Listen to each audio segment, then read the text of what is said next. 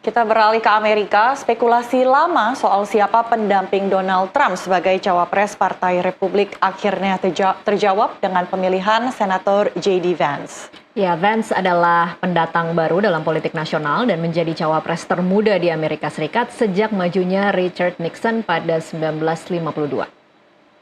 Senator J.D. Vance has the overwhelming support of this.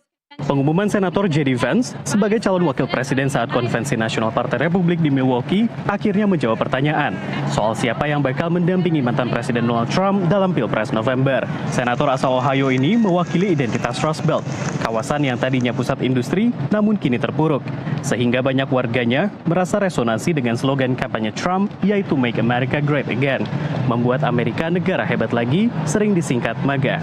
Of the options that former President Trump had available to him, Senator Vance was the one who is probably the most closely associated with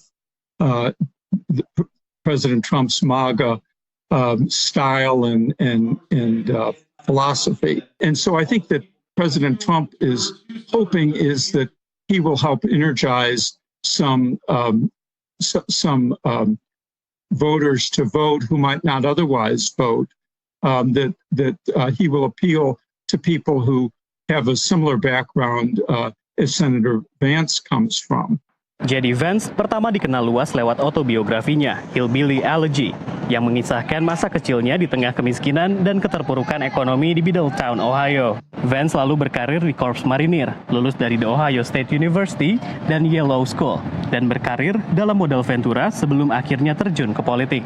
Tadinya, Vance adalah suara vokal anti-Trump yang pernah menyebut mantan presiden tersebut tokoh tercela dan bahkan Hitlernya Amerika.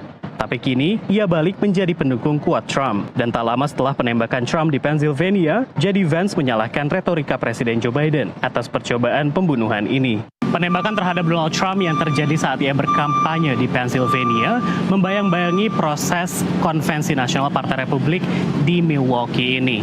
Meski insiden ini mengejutkan, insiden ini justru menguatkan dukungan dari sekitar 2.400 delegasi yang memberikan suaranya terhadap Donald Trump untuk maju sebagai capres dan maju bertarung dalam Pilpres AS melawan petahana Presiden Joe Biden.